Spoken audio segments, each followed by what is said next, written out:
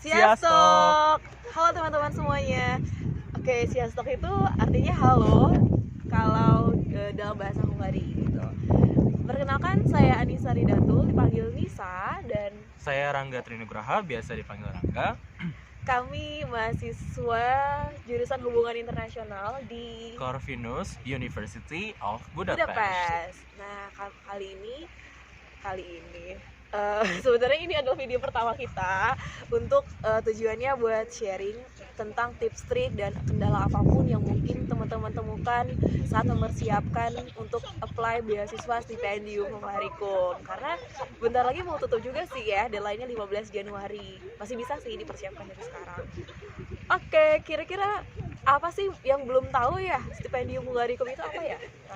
Oke, jadi pertama-tama saya akan menjelaskan dulu apa sih beasiswa stipendium Hungarikum itu. Nah, stipendium Hungarikum itu sendiri dalam bahasa sini artinya beasiswa Hungaria. Jadi, beasiswa ini merupakan bentuk kerjasama pendidikan antara pemerintah Hungaria dengan lebih dari 70 sending partner seluruh dunia. Dan kalau untuk Indonesia, sending partnernya itu adalah Kementerian Pendidikan dan Kebudayaan, secara khususnya Dikti. Nah, stipendium Hungarikum ini bisa untuk kita berkuliah S1, S2, dan S3 di kampus-kampus negeri dan swasta di Hungaria. Wow, infonya juga terbuka untuk 100 orang Indonesia ya. Iya. Itu udah mencakup S2, S3. Jadi, wow, tunggu apa lagi gitu. Oke, jadi Mbak Nisa, aku mau nanya dong, beasiswa ini apakah kita harus dapat LOE-nya dulu atau sekalian biar dapat LOE-nya sekalian daftar beasiswanya? Oh iya, sebelumnya teman-teman, sebenarnya kita udah nge-list nih beberapa pertanyaan ataupun hal-hal yang mungkin sering banget jadi kendala bagi teman-teman yang sedang persiapan. Jadi semoga ini semua nantinya bisa mengcover pertanyaan teman-teman. Oke, jadi kalau stipendium ini sangat enak menurut saya, dia tidak begitu complicated gitu ya. Tidak seperti LPDP yang harus daftar beasiswa, kemudian kalian juga tetap harus apply ke kampusnya sendiri, searching lagi untuk daftar seperti itu. Nah, di sini itu udah terintegrasi. Jadi kalau teman-teman daftar beasiswa, teman-teman juga akan sekaligus apply untuk kampusnya. Nah, nanti kalau teman-teman apply melalui Dream Apply di websitenya atau nanti ada di studyinhungary.hu, di situ teman-teman akan mengisi data diri dan nanti ada pilihan, misalnya pilihan pertamanya apa, kampusnya, universitasnya, dan program studinya apa, pilihan keduanya apa. Jadi udah secara langsung kayak gitu. Nah, nanti pun interviewnya pihak pemberi beasiswa atau yang kita sebut Campus Public Foundation akan menghubungi pihak kampus dan pihak kampus yang akan menginterview. Ketika pihak kampus bilang oke, meloloskan kita, pihak kampus nanti akan berkoordinasi lagi dengan pemberi beasiswa dan final decision-nya ada di tangan Campus Public Foundation. Kurang lebih seperti itu. Wah, Jadi berarti enak lah ya Mbak ya. Jadinya Iya. simple, kita nggak usah ribet-ribet gitu lah ya nyari. Maksudnya kan daftar kampus itu sendiri udah ribet, daftar beasiswa sendiri juga udah ribet harus mantengin lagi. deadline masing-masing. Kalau ini kan udah sama deadline-nya. Dan kalau misalnya keterima beasiswa, langsung pihak kampus akan mengirimkan LOE. Oke. Ya. Oh iya, jangan lupa mulai tahun ini untuk Indonesia kita juga harus ngirim soft copy berkasnya ke email Dikti, blndikti@ristekdikti.go.id. Nanti emailnya juga ada ya di pin komen yang ada di bawah. Selanjutnya apa aja sih Mbak cakupan beasiswanya? Oke, jadi cakupan beasiswa stipendium ini mulai dari free tuition fee. Jadi tentunya kita gratis, tinggal belajar ya. Nggak usah mikirin gimana bayar uang semester kayak S1 dulu mungkin, kayak gitu. Dan ya bayangkan aja ya kalau misalnya kita harus kuliah di Hungary atau di negara yang namanya di Eropa atau di luar negeri lah ya, lumayan kan bayarnya setiap semester kayak gitu ya, bisa puluhan juta. Nah, sekarang jangan khawatir, jadi gratis. Dan yang kedua, teman-teman akan mendapatkan uang akomodasi untuk tempat tinggal sebesar 40.000 Hungarian forint atau sebesar sekitar 2 juta, seperti itu. Dan biasanya untuk semester pertama atau kedua itu teman-teman akan dapat dorm atau Dorm apa ya bahasa Indonesia ya? Asrama. Oh iya, asrama. Nah, asrama gitu. Jadi jangan khawatir. Jadi kalau pertama kali datang langsung ada tempat tinggal kayak gitu. Kalau ada yang udah prefer untuk tinggal di apartemen atau di flat, kalian bisa juga, dan nanti uang beasiswanya akan ditransfer seperti itu. Dan yang ketiga, dapat juga uang saku, ya kan, buat makan, buat jajan, ya buat jalan-jalan sedikit gitu mungkin bisa. Itu sekitar 43.700 Hungarian forin, dan ini sama cakupannya baik S1 dan S2, dan kalau S3 tentunya lebih besar dari itu. Kalian sebenarnya bisa kepoin ya seberapa besar cakupannya ini. Itu di bukletnya, ada buku panduannya kok di studyinhungary.hu seperti itu. Dan yang tidak lupa, kita juga mendapatkan uang asuransi. Oh, oke. Ya, jadi semuanya ya udah cukup lah. Dan transportasinya juga di sini cukup lumayan murah ya. Jadi uang saku itu bisa juga mengcover uang transportasi yang sebulan itu kalau buat student 150.000 aja. Kalian bisa kemana-mana, naik tram, naik metro atau kereta, dan Atau bis. betul kayak gitu. Sekarang gantian Rangga, coba tolong jelasin kalau untuk nanti ijazah, transkrip gitu kan perlu pakai bahasa Inggris dong tentunya ya. Nah itu kayak gimana nih transkripnya? Oke, jadi translate bagi yang ijazah dan transkripnya itu berbahasa Indonesia, jadi penting banget kan untuk kita menerjemahkan ijazah dan transkripnya ke dalam bahasa Inggris. Nah, itu gimana sih, kita di mana kita harus menerjemahkannya? Biasanya kan kalau untuk scholarship kita akan menerjemahkan ijazah dan transkrip itu ke penerjemah tersumpah. Nah, penerjemah tersumpah itu ada di mana sih? Jawabannya adalah ada di mana-mana, banyak banget. Mau yang offline, mau yang online itu ada. Kalau misalnya di dekat rumah itu ada yang penerjemah tersumpah, jadi cukup tinggal dibawa aja bisa aslinya, bisa fotokopiannya, biasanya sih fotokopiannya aja cukup. Fotokopian ijazah atau transkripnya ke penerjemah tersumpah yang offline, dan biasanya dalam 1 hari atau 2 hari itu akan selesai. Dan itu ada cap penerjemah tersumpahnya. Nah, kalau misalnya yang online biasanya cukup dikirimkan scan dokumennya aja. Nanti hasil terjemahannya juga akan berupa scan, dan itu yang akan diupload di Dreamapply atau situs pendaftaran beasiswa Hungaria. Nah, ini nih Mbak, ada yang nanya, kalau misalnya nerjemahin sendiri boleh nggak sih? Oh, maksudnya kita sendiri yang pakai Iya. nggak bisa, karena harus ada cap dari si notaris atau cap dari ya Penerjemah itu tadi tersumpah. penerjemah tersumpah itu. Makanya kenapa namanya penerjemah tersumpah kan, karena harus ada titel, ada orang yang benar-benar memang qualified untuk menyatakan bahwa apa arti sebenarnya itu, ya itu kayak gitu. Nah. Kalau kamu dulu pengalamannya di mana? Kalau aku pribadi, aku pengalaman karena aku ijazah sama transkrip aku sudah berbahasa Inggris, jadi aku nggak perlu lagi. Nah, bagi yang ijazah dan transkripnya berbahasa Inggris itu nanti nggak usah bingung, di upload aja, dan ya udah pilihnya bisa pilih transkrip dan ijazah sebagai itunya, atau bisa milih option bahwa sudah mengupload ijazah dan transkrip dengan terjemahan bahasa Inggris. Bener banget. Soalnya kalau ijazah aku juga udah bilingual, jadi dia bahasa Indonesia, di bawahnya udah ada bahasa Inggrisnya, jadi itu nggak wajib untuk ditranslate lagi ke bahasa Inggris. Lumayan kan ya, mengurangi pengeluaran. Nah biasanya kira-kira kalau nggak translate itu berapa ya bayarnya? Itu tergantung ya, tapi setahu yang aku yang pernah pengalaman aku itu biasanya harga pasaran sih 100.000 per halaman. Tapi ada juga kadang-kadang yang emang kebetulan dapat mahal, itu bisa sampai 200.000 per halaman. Tapi kalau bisa dapat yang murah, itu yang murah banget yang pernah saya temuin adalah itu 50.000 rupiah per halaman. Jadi tergantung keberuntungan lah ya, dapatnya kita seberapa, semahal apa atau semurah apa harga terjemahannya. Iya, dan bagi kalian yang bingung kalau misalnya takut cari yang benar-benar terpercaya, mungkin bisa juga kalian lihat di lab bahasa universitas kalian masing-masing, karena kalau di Malang tuh ada Universitas Negeri Malang, dia ada lab bahasanya yang bisa dipakai untuk translate ijazah dan transkrip. Jadi kan gak jauh-jauh tuh misalnya, tapi dicek dulu aja ke lab gitu masing-masing. Oke. Sekarang kita pindah yuk Mbak, ngomongin yang lain. Kan pas di ini ya, di application portalnya itu ada bagian yang namanya health certificate. Iya. Itu apa sih Mbak? Tolong jelasin dong. Oke, health certificate. Oke, jadi Salah satu pemberkasan yang harus teman-teman lengkapi adalah sertifikat kesehatan. Sama sih seperti beasiswa lainnya, karena mereka ingin memastikan dong kalau kita ya tidak membawa virus atau sakit apapun yang ke negara mereka seperti itu. Nah, health certificate ini cakupannya kalau di beasiswa ini yang harus kita tes itu em, HIV/AIDS ya, kemudian hepatitis A, B, C. Sebenarnya yang poinnya 2 itu sih, dan tes kesehatan lainnya ya yang secara umum kayak gitu. Nah, di tes kesehatan ini sebenarnya tidak wajib harus di rumah sakit. Ini sih yang perlu dicatat juga. Jadi aku dulu pernah di puskesmas. Terus kalau yang HIV/AIDS kayak di organisasi HIV/AIDS gitu. Jadi bayarnya kayak lebih murah gitu.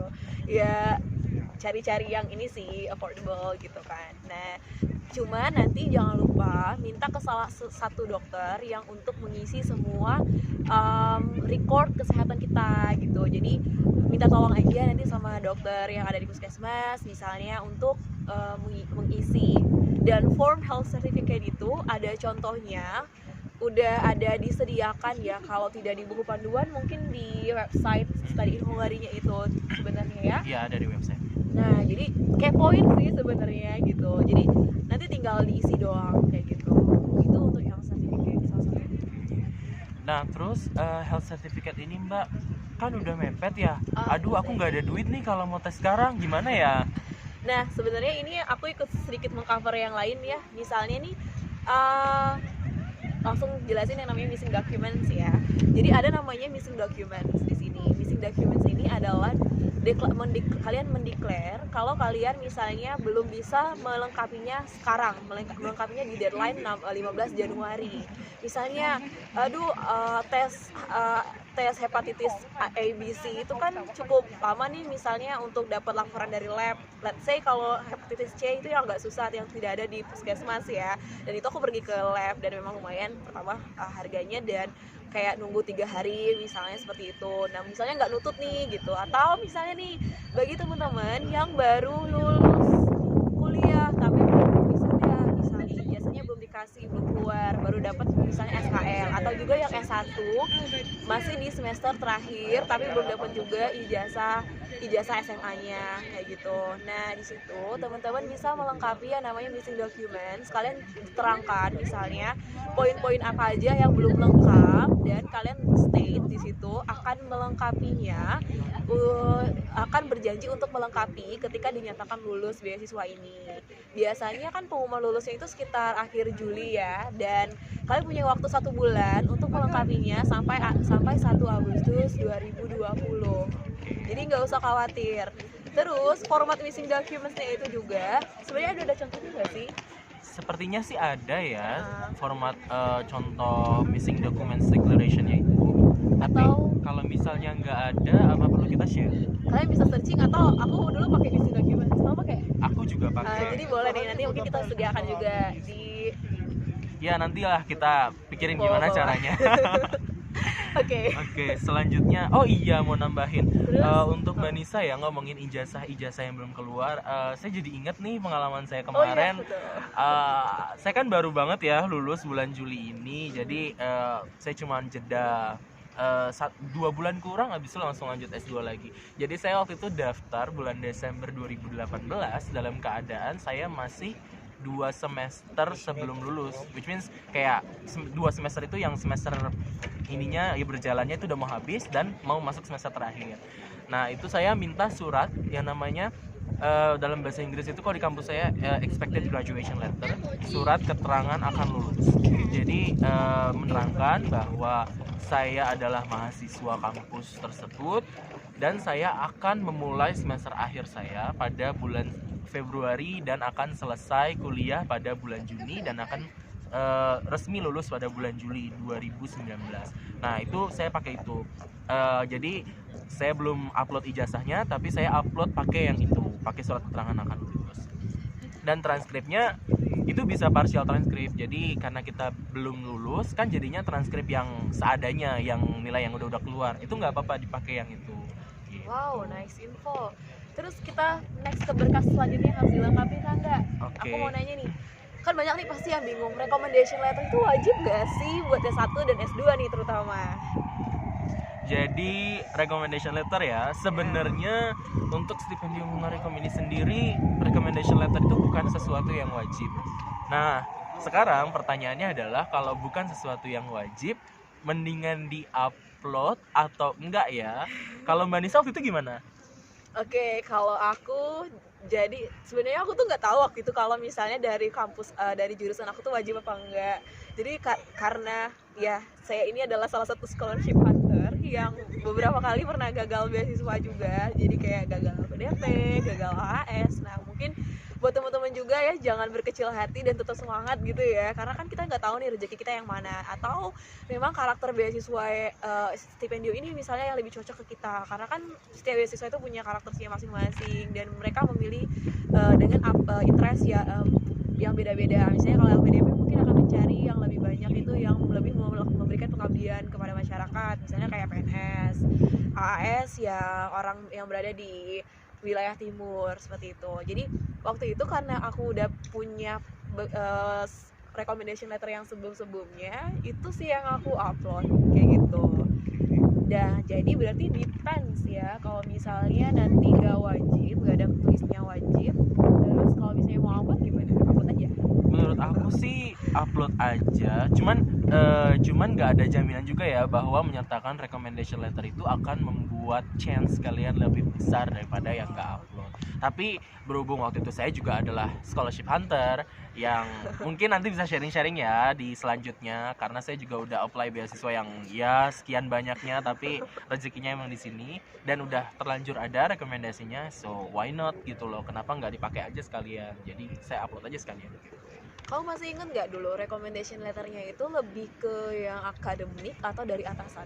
Oh, aku dapat 3 recommendation letter. Wow, banyak banget ya. 2 dari dosen, 1 dari pemberi beasiswa aku waktu S1. Karena alhamdulillah aku juga dapat beasiswa pas S1. Nah, jadi untuk dosen yang 2 itu, beliau ini beda ya jenis rekomendasinya. Yang satu itu beliau menjelaskan bahwa aku punya kemampuan yang unggul dalam bidang penelitian research, tapi selain itu aku juga merupakan salah satu mahasiswa yang terbaik kata beliau yang pernah beliau ajar, dan beliau bilang bahwa aku punya pengalaman kerja, bahwa aku juga punya kemampuan skill lain yang mungkin orang nggak punya itu gitu. Nah, untuk dosen yang satunya, beliau itu cenderung rekomendasinya menceritakan bahwa aku adalah orang yang benar-benar rajin banget datang ke kelas dan aktif banget di kelas, dan rasa ingin tahu aku tinggi, oleh karena itu performa akademik aku bagus gitu. Kalau yang dari penerima, dari yang pemberi beasiswa, aku pribadi sampai sekarang nggak tahu isinya apa, karena itu kan di Dream Apply itu kita request recommendation ya. Nah, ini nih yang paling penting untuk teman-teman catat, bahwa recommendation letter yang dimaksud ini tuh bukan yang kita udah siapin dan udah ada formatnya, tapi recommendation letternya ini si Tempus Public Foundation ini menanyakan email pemberi beasiswa kita, pemberi rekomendasi. Jadi kita hanya memberikan email dan informasi beliau itu sebagai apa, dan ya mungkin kalau beliau titelnya PhD atau apa misalnya, dan kemudian referee kita ini mengisi secara online, jadi kita nggak akan dikasih tahu nih isinya apa. Nah, itu bedanya di stipendium Hungarikum ini kayak gitu. Dan terkait apakah harus misalnya nih nanti duanya itu akademik atau salah satunya itu ada akademik atau atasan, itu kembali lagi tergantung program studinya ya menurut aku. Karena teman aku yang di public policy, dia cerita kalau yang diminta di Dream Apply itu satunya dari akademik, satunya dari atasan kerja. Nah, tapi yang aku lihat di jurusan kita itu dua-duanya akademik delivery, jadi beda gitu. Jadi bisa dipantengin dulu. So berarti aku mau nanya nih, ngomong masih ngobrolin tentang recommendation letter. Menurut kamu recommendation letter itu kita mintanya itu harus ke dosen aja yang kenal kita, atau bisa jadi bisa nih ke rektor gitu, karena kan rektor levelnya lebih tinggi nih daripada dosen. Menurut kamu gimana sih, mana sih yang lebih bagus? Kalau menurut aku pribadi sih, berdasarkan pengalaman aku, akan lebih baik ya walaupun dosennya itu masih titelnya junior lecturer alias dosen baru, tapi kalau misalnya beliau emang udah kenal kita, itu akan lebih baik kita minta rekomendasi sama beliau. Kenapa? Karena recommendation letternya itu akan menjadi sesuatu yang apa ya, lebih dalam gitu menceritakan diri kita. Jadi kayak pas seandainya recommendation letter ini menjadi salah satu evaluasi bagi stipendium Hungarikum, mereka pas baca akan, wah ini ternyata gini-gini ya. Jadi emang bener-bener bisa tahu kita luar dalam. Sementara kalau kita minta yang pejabat tinggi lah ya, misalnya profesor atau bahkan dekan atau rektor, sementara beliau itu tidak terlalu kenal dengan kita, ya rekomendasinya akan dangkal begitu aja gitu. Karena yang dilihat kan sebenarnya bukan titel pemberinya ya. Betul. Tapi akan lebih baik memang kalau titel pemberinya bagus dan beliau-beliau itu kenal banget sama kita. Apapun yang kita lakukan. Iya. Makanya kalau nggak salah ya, ini agak sedikit ngomong beasiswa lain, itu akan ditanyakan misalnya seberapa lama pemberi rekomendasi itu kenal kita dan apakah sekarang masih keep in touch. Nah, itu salah satu indikator penilaian mereka juga nih, apakah kita benar-benar dikenal gitu sama pemberi rekomendasi. Karena benar jadi kata Rangga, kita itu bisa jelas banget sih bedanya ya. Seberapa sering masuk kelas, kayak gitu, seberapa aktif. Misalnya jurnal apa yang pernah Rangga buat, misalnya itu belum tentu loh diketahuin sama rektor kan yang punya tugas, dan ya banyak lah lebih kegiatannya gitu. Oke, sekarang kita pindah yuk ke pembahasan selanjutnya. Nah, ada dokumen lain yang namanya motivation letter. Nah, Mbak Nisa ceritain dong apa sih motivation letter dan tips triknya gimana? Oke, motivation letter ini cukup krusial ya dalam untuk kita apply, karena tentunya apa sih motivasi kita untuk mau kuliah gitu kan di sini gitu. Dan motivation letter ini juga yang akan menjadi acuan ketika kita akan interview. Jadi akan ditanyain mulai dari hal simple, kita memperkenalkan diri, background kita apa, jurusan apa, mungkin prestasi akademik kita, apakah mahasiswa berprestasi, apa lulusan terbaik seperti Rangga, seperti itu, atau kemudian yang lain lah, IPK-nya berapa. Nah, itu biasanya di paragraf pertama untuk motivation letter, memperkenalkan diri kita. Dan kita step lagi, misalnya kita mau mengambil jurusan dan universitas kita di luar ini. Dan yang kedua, biasanya kita cerita ini, misalnya pengalaman kerja kita atau studi kita, apakah relate dengan program yang akan kita ambil. Karena kan si pemberi beasiswa kan pasti mikir ya, kalau misalnya kita relate, kita misalnya nih kita belajarnya HI, S2-nya mau ngambil diplomasi, berarti kan berkaitan gitu. Nah, kalaupun misalnya tidak relate nih, ya teman-teman harus jelaskan gitu apa motivasinya terus mengambil jurusan itu. Kalau misalnya tidak sesuai nih dengan program studi sebelumnya atau kerjanya gitu yang tidak relate, jadi itu diceritakan di situ, kerjanya apakah berkaitan misalnya. Dan selain itu pengalaman organisasi sedikit mungkin bisa juga ya untuk dijelaskan di motivation letter. Misalkan misalnya berkaitan, misalnya pernah ikut kegiatan di laboratorium, suka membantu misalnya merilis jurnal dan sebagainya, dan akan berkaitan nantinya dengan S2-nya gitu, dengan topik-topik yang diambil di jurnal itu, misalnya seperti itu. Dan yang tidak lupa juga di motivation letter itu, hal yang paling penting, kenapa pilih Hungary? Oh iya bener sih. Kenapa kemudian kalian milih harus Corvinus University misalnya? Kenapa pilih Szeged? Kenapa nggak pilih misalnya universitas lain atau negara lain gitu? Iya, kenapa harus di-compare? Jadi kalian harus bisa tuh menemukan poin interestingnya tuh yang apa ya gitu. Dan itu tidak bisa hanya dilakukan dalam waktu sehari. Kalau misalnya kayak deadline harus 15 Januari kan, ya udah deh, ntar aja deh, terus tiba-tiba cuman sehari sebelumnya mengerjakan motivation letter, itu akan ketahuan banget bahasa yang hanya kayak diplomatis gitu. Nah, gimana sih tipsnya untuk kalian harus cari alasan kenapa harus Hungary gitu, kenapa harus jurusan itu. Berarti yang harus kita lakukan adalah riset ya. Kalian kayak poin misalnya kampus itu, jurusan itu, misalnya apa sih yang dimiliki ke jurusan itu yang tidak ada di kampus lain. Contoh, aku dulu kenapa milih Corvinus, karena dia lebih ke diplomasi dan di situ banyak mata kuliah ekonomi, dan lebih kayak ada sih pembangunan ekonominya juga ya, yang bisa mata kuliah pilihan yang bisa kita ambil. Sedangkan di pilihan aku yang kedua, kenapa aku jadi Szeged itu pilihan kedua, karena dia lebih ke hukum ekonomi internasional. Nah, kan aku kurang interest ya sebenarnya kalau hukum, makanya aku lebih pilih si Corvinus gitu. Dan nanti mungkin bisa kalian kaitkan juga kalau misalnya milih Hungary ini kenapa apa, misalnya apakah misalnya kalian jurusannya lingkungan, development of environment dan sebagainya, ya itu kaitinlah sama apa isu apa yang terjadi di sini gitu ya. Tinggal cari-cari aja sih, insyaallah bisa gitu. Dan yang terakhir ya step pulang aja gitu kan, apa yang akan kalian kontribusikan setelah kalian kuliah di sini. Karena ini juga ada kerjasama dengan Dikti, walaupun itu tidak wajib misalnya harus pulang ke Indonesia seperti itu, tapi kan alangkah baiknya juga kalau misalnya teman-teman mendedikasikan diri, misalnya kontribusi apa yang bisa teman-teman berikan ke Indonesia ataupun ke Hungarinya sendiri juga yang merupakan pemberi beasiswa ini, seperti itu. Aku juga mau sharing sih. Menurutku motivation letter itu kalau aku pribadi ya, menurutku itu paragraf pertama adalah paragraf yang paling krusial.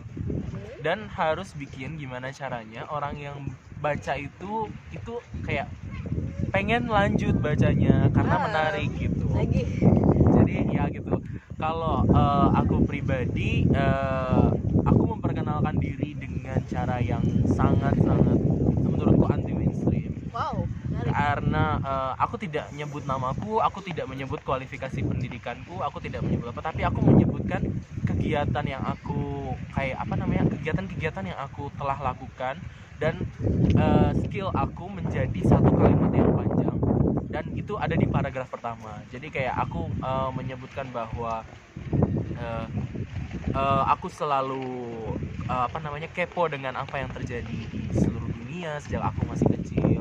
Terus itulah alasan kenapa akhirnya aku S1 bisa berakhir di jurusan ilmu politik konsentrasi HI.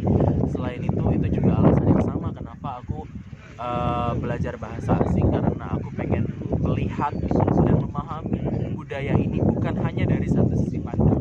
Dan ketika aku konsultasi sama dosen itu bilang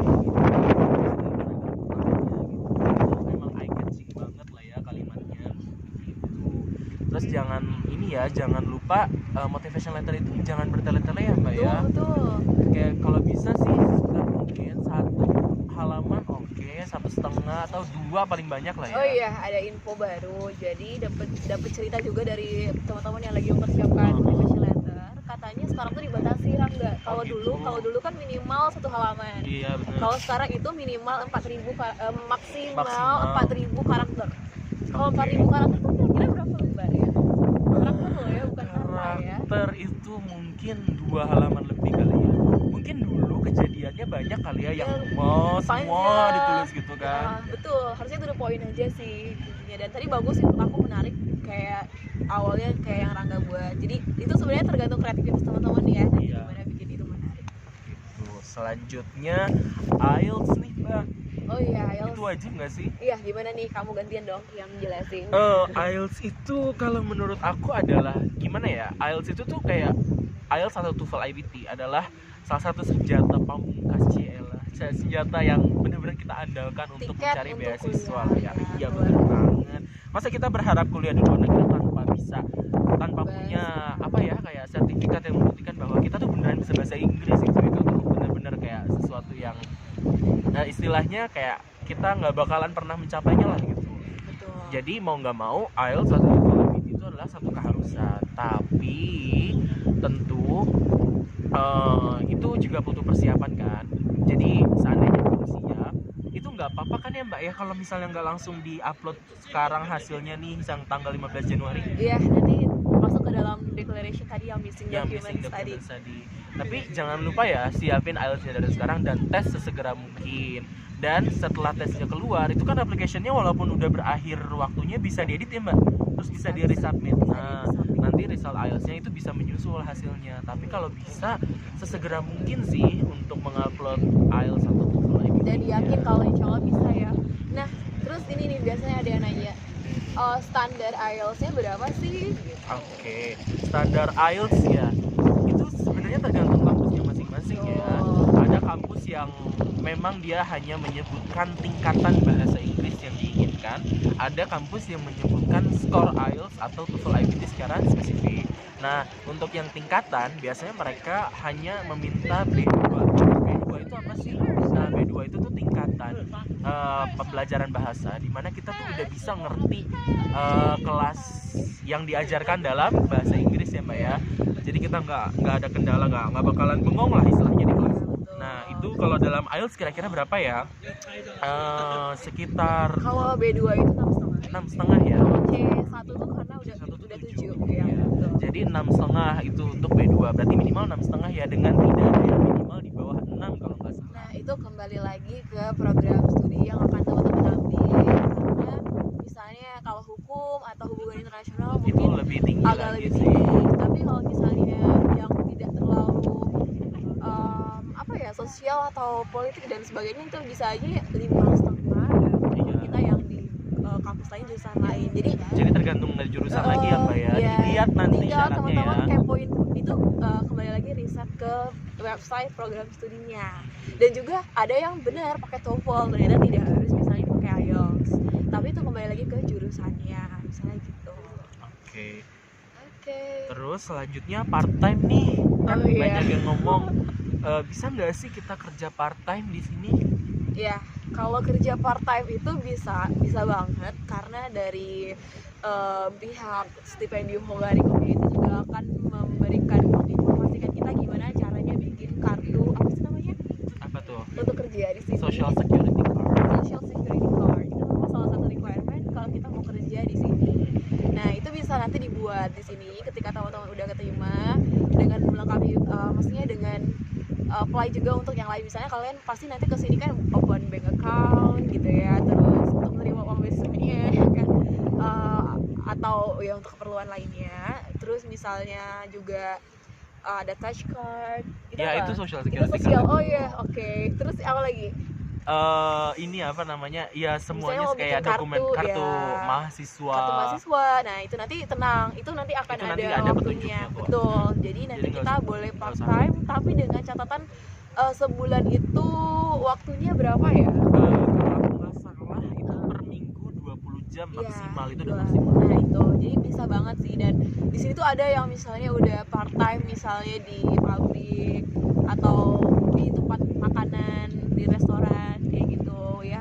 Nggak masalah sih, yang penting kita harus pede aja sih ya, yang penting untuk nambah uang saku. Apalagi di sini tuh yang paling penting, Hungari itu adalah negara yang berada di tengah-tengah, di jantung Eropa. Jadi sayang banget juga nih misalnya kalau tidak dimaksimalkan untuk jalan-jalan. Jalan-jalan, ya. Apalagi kita udah megang residence permit.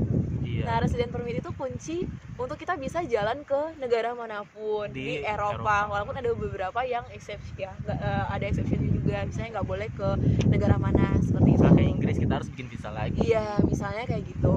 Jadi dimanfaatin aja, dan lumayan ya, mungkin bisa lebih murah dibandingkan kalau kita mau ke daerah A di Indonesia. Misalnya Iya, mau dari benar banget sih. Jakarta ke Sumatera Barat, itu bisa jadi lebih mahal dibandingkan dari sini ke Jerman loh. Iya. Nah, banget. gitu. Mungkin itu nantinya itu salah satu selingan, tapi jangan lupa tujuan utamanya tetap belajar. Jadi kalau part time boleh apa enggak? Balik lagi boleh gitu. Atau kalau ada yang punya jadi freelance atau udah ada kerja online, ya itu boleh banget juga disambi itu teman ya. Oh iya nih Mbak, biasanya kerjaan part time ada yang nanya gini nih, Nah, wajib bisa bahasa Hungaria nggak sih untuk bisa part time? nah, betul. Itu balik lagi tergantung sih profesi dia apa. Kayak gitu. Kalau misalnya dia di perusahaan atau dia mau intern, dia di sini ada internship juga. Iya, ada internship. Dan di situ kalau mewajibkan bahasa Hungaria harus. Tapi beberapa teman kita yang kalau untuk kayak ke package barang, terus cleaning something, itu nggak wajib sih. Nggak wajib ya. Tapi itu tenang aja, itu nggak semenyedihkan kedengerannya kok. Iya. Kalau ini di sini gajinya lumayan banget. Aku jaga restoran aja sehari berapa ya? bisa, wah luar biasa lah. Lumayan banget sih. Saya saja tidak sabar untuk bisa part time karena kartu social security-nya belum keluar. Jadi ya gitulah. Biasanya sebulan 2 bulan ya. Lanjut nih Mbak. Oke, kamu lagi ya jelasin. Sorry ya, kita lihat poin-poin pertanyaannya.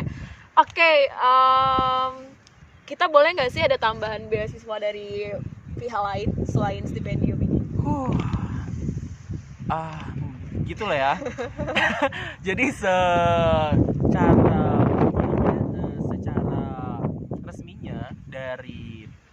stipendium Hungarikum itu sebenarnya nggak membolehkan sih kita dapat tambahan ya, tapi kembali lagi ke masing-masing, karena kita tahu ada beberapa ya Mbak ya yang dapat tambahan, misalnya beasiswa putra daerahnya atau gimana.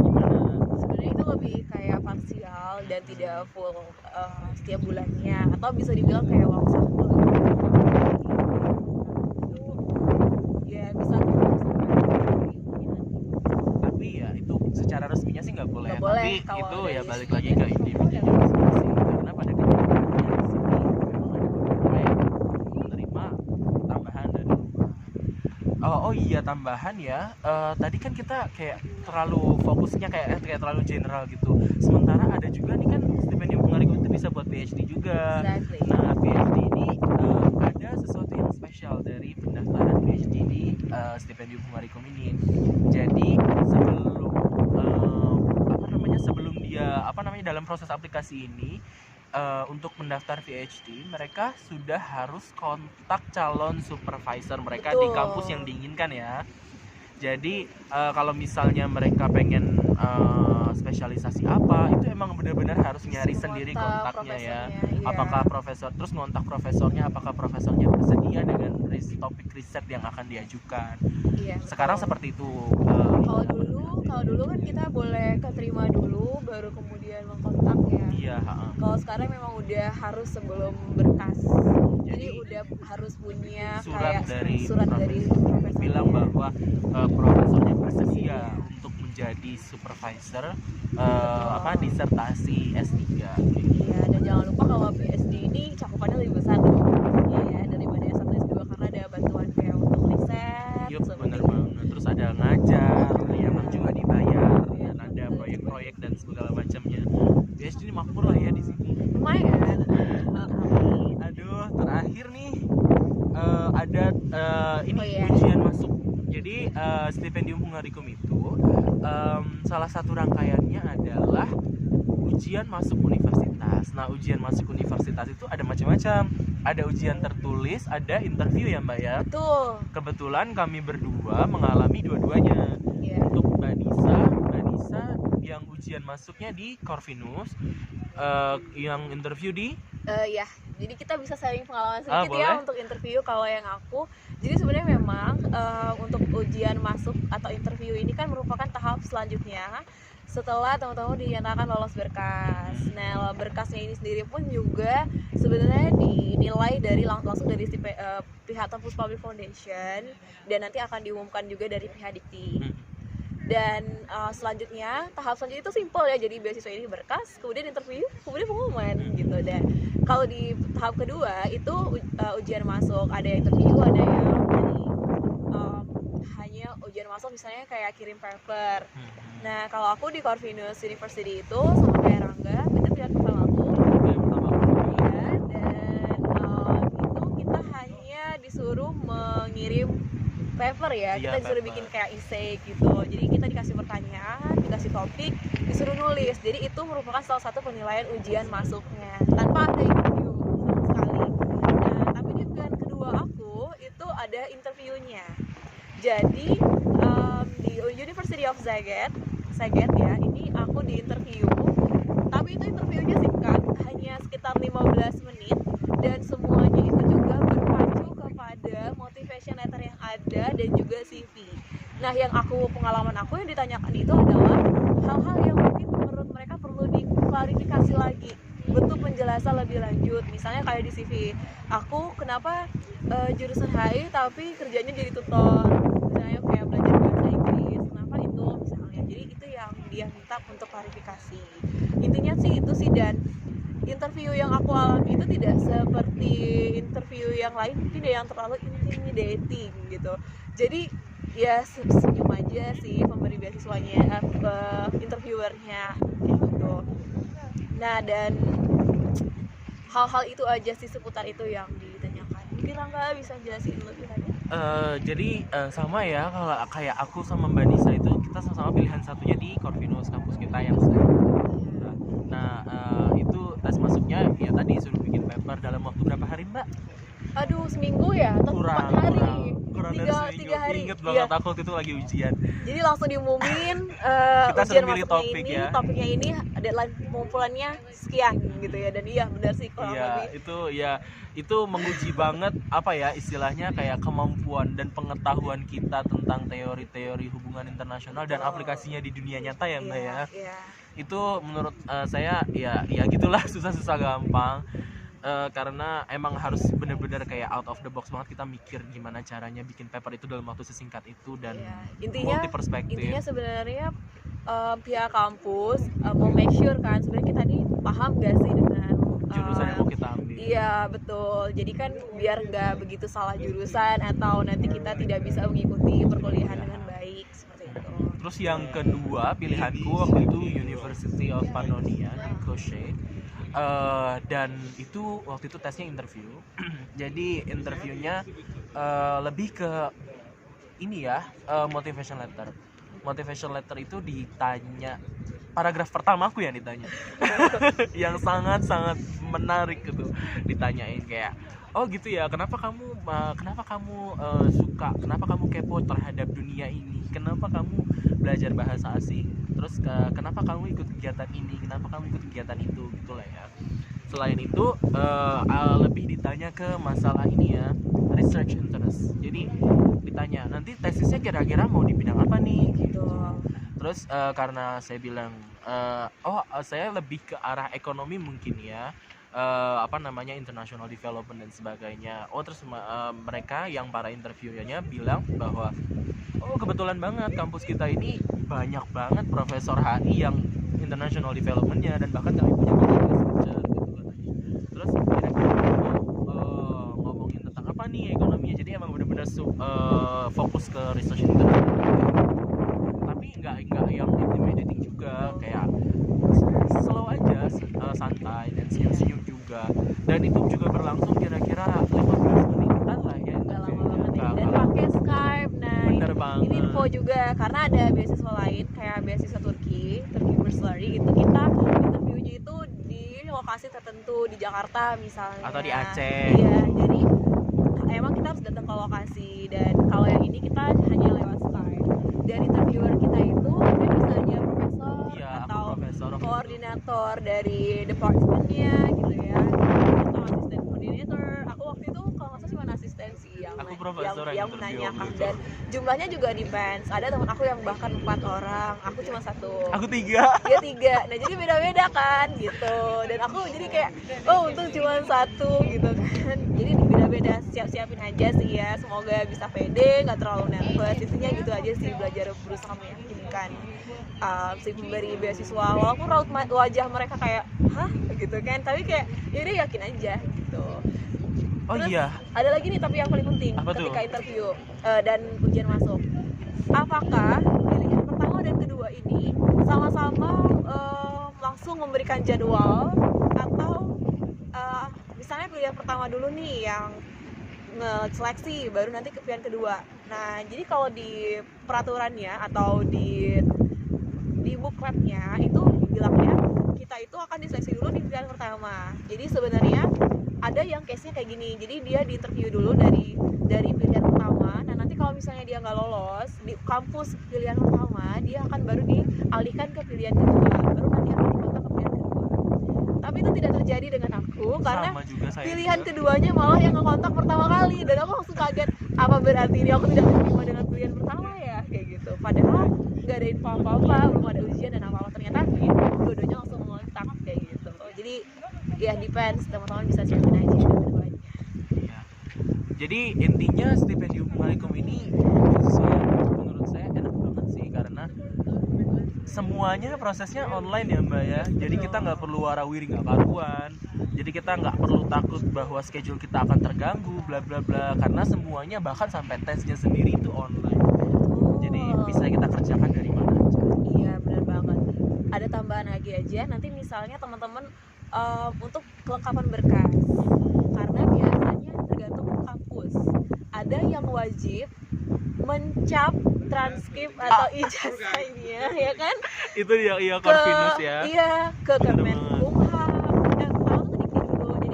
Jadi harus ada legalisir ibaratnya kampus kan itu. Jadi legalisirnya itu tidak hanya legalisir kampus, tapi harus juga ke Dikti, legalisir level negara ya. harus legalisir lagi ke Kemlu, Kemenkumham, dan itu langsung juga dilegalisir juga dan kita cap ke kedutaan. Nah itu tergantung kampusnya masing-masing, ada yang mensyaratkan seperti itu bahkan sebelum dinyatakan kita lolos apa enggak ya gitu. Jadi harus disiap-siapin aja. Dan tipsnya untuk legalisir ini tuh bisa sekitar 2 minggu. Bener banget. Karena bayangkan aja, pertama kita ke Dikti itu bisa sekitar 3 hari kerja. Jadi kita datang, itu nggak bisa langsung, jadi di dulu, nanti 3 harinya kita ambil. Dan persyaratannya apa aja, nanti kalian bisa kepoin sendiri ya di laman Diktinya gimana sih kalau mau legalisir di sana. Dan yang kedua, kalau ke Kemlu juga kalian harus ada udah daftar nomor antrian. Jadi nggak bisa datang langsung gitu kan, tapi harus daftar nomor antrian. Nanti di sana tinggal dicap ya 5 menit selesai. Sama kayak di Kemenkumham juga. Jadi harus daftar online dulu gitu. Nah nanti kalau di kedutaannya juga itu bikin appointment ya. Bikin appointment dulu, dan tidak setiap hari buka kedutaan itu. Servisnya bisa aja kayak hari Senin atau Rabu misalnya. Jadi kalian harus perhatikan juga. Jadi bisa aja seminggu di kedutaan. Jadi sekitar 2 minggu dari sana. Nah kalau Corvinus University itu pakai ya. Pakai ya. Iya itu ini juga sih untuk apa namanya legalisir ijazah yang sangat luar biasa ribet ini. Untuk apa ya, untuk juga merangkul nih, siapa tahu ada orang-orang yang mungkin kuliahnya sebelumnya di luar Indonesia. Saya juga mau cerita nih, karena saya S1-nya di Kuala Lumpur, Malaysia. Dan setelah itulah saya tanya kan sama senior-senior, sama bahkan sama pemerintah ya, sama kantor-kantor pemerintah lah ya. Itu kantor pemerintah gak ada respon sama sekali. Saya harus legalisir ijazah di mana. Terus apa namanya, senior-senior pun gak ada yang tahu, karena katanya ternyata anak SH belum ada ya yang lulusan dari kampus luar negeri sebelumnya. Bukan sombong nih, astagfirullah.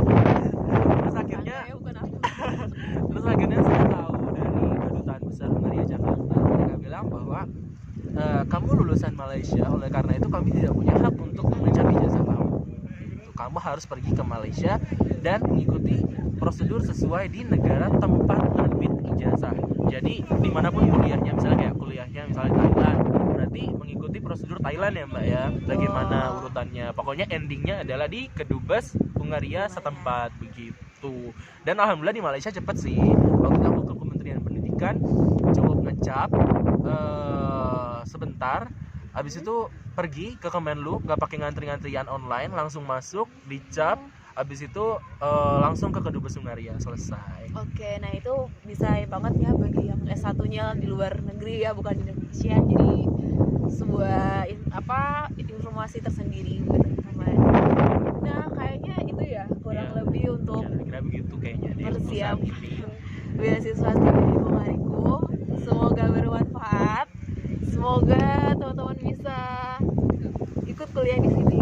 Ya, kami tunggu di sini. Oh iya, jangan lupa nanti kalau ada pertanyaan bisa taruh di komen di bawah ini. Insya Allah akan dijawab. Dan insya Allah kedepannya kita juga mau coba share tidak hanya seputar persiapan beasiswa.